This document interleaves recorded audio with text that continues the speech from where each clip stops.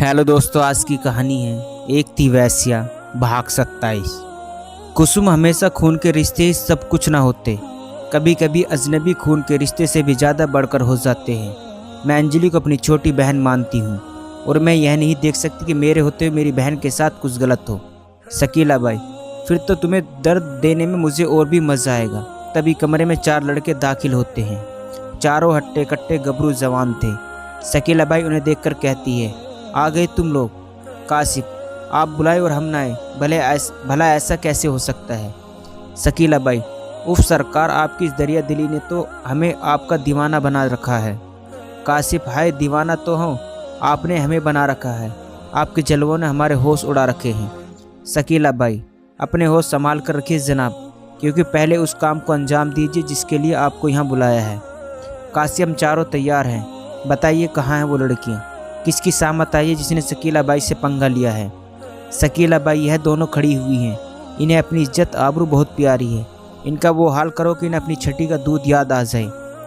राहुल, आप चिंता मत करो शकीला बाई, हम अपना काम बहुत अच्छे से अंजाम देंगे। शकीला बाई, हजूर कैसी बातें करते हो, भला मैं क्यों चिंता करूँगी।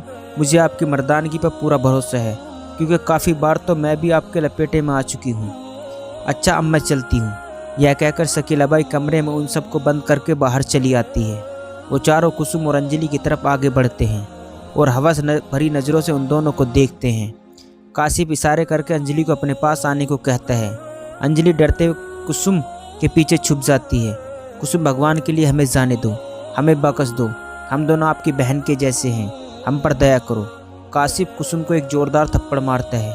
साली, मेरी बहन से अपनी बराबरी करती है, तू अपनी औकात याद रख, एक वैश्या है तू। राहुल कुसुम को अपनी बाहों में भर लेता है। काशिफ अंजलि का हाथ पकड़कर अपनी ओर खींचता है। अंजलि चीखे मारकर उनसे रहम की भीख मांगती है, लेकिन उन दरिंदों को उन दोनों पर जरा भी दया नहीं आती। बारी बारी चारों उन दोनों से अपनी हवस पूरी करते हैं। सारी रात कमरों से चीखों की आवाज़ आ रही थी। उन दोनों को बहुत ज़्यादा दर्द हो रहा था। जितना ज़्यादा वो चिल्ला रही थी, उनका दर्द भरी चीखें सुनकर शकीला बाई को बहुत आनंद आ रहा था। सारी रात यही सिलसिला चलता रहा। सुबह के 8 बज रहे थे। वो चारों बिस्तर से उठकर कमरे से बाहर निकल आए। शकीला बाई, good morning. Kashif, good morning. Shakila बाई, नहा लीजिए जनाब, आपके कमरे में नाश्ता भिजवाती हूँ। साहिल, नहीं शकीला बाई, इस सब की कोई ज़रूरत नहीं है, दरअसल हमें जल्दी जाना है, इसलिए हम निकलते हैं। शकीला बाई, ओहो भला ये भी कोई बात हुई, मैं आप लोगों को ऐसे जाने नहीं दूंगी। राहुल, समझने की कोशिश कीजिए शकीला बाई, हमें वाकई बहुत ज़रूरी काम है, और रही बात नाश्ते की, वो तो हम फिर कभी कर लेंगे। शकीला भाई, वह बात तो सही है, लेकिन यह तो बताओ रात कैसी गुजरी है तुम्हारी।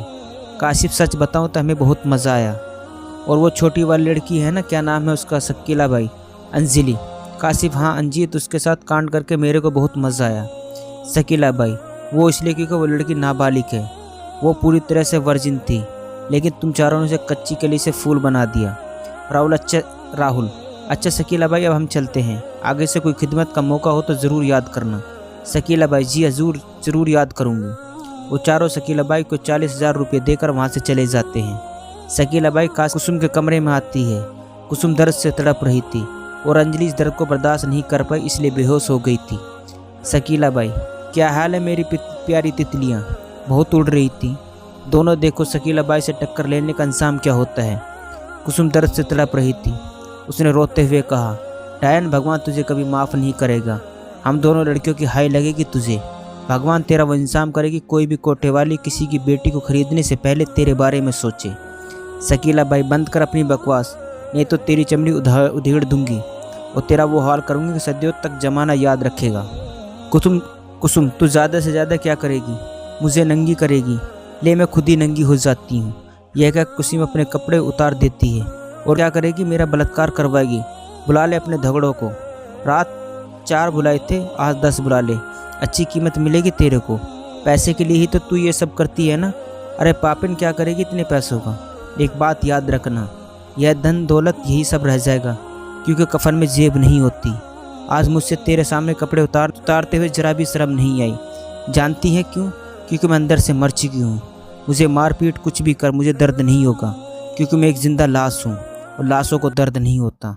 कुसुम बहुत चीखें मारकर रो रही थी। और कह रही थी, सुमित तुझे भगवान कभी माफ़ नहीं करेगा। भगवान करे जो दर्द तूने मुझे दिया है, भगवान करे तेरी बहन शिल्पा भी उसी दर्द से गुजरे। क्या होगा आगे जानने के लिए कहानी का अगला भाग ज़रूर देखें। दोस्तों ये था एक थी वैश्या भाग 27। दोस्तों कहानी अच्छी लगी हो तो चैनल को सब्सक्राइब करना ना भूलें।